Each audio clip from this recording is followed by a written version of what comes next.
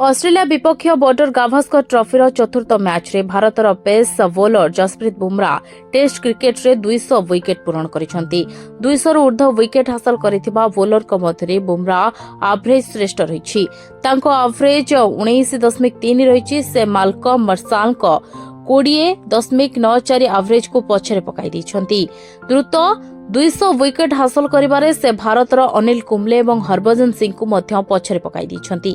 Bumrah 44 test रे 202 wicket नैछंती। भारतर 12तम bowler Bhavre से 200 रु ऊर्ध्व विकेट नैछंती। बुमराह 44 टेस्ट रे एही सफलता हासिल करिछंती। तेबे रविचंद्रन अश्विनी 37 टेस्ट रे 200 विकेट नहीं प्रथम स्थान में रही। बुमराह 200 विकेट नेबा पई 8484 बॉल नहीं चतुर्थ स्थान में रही।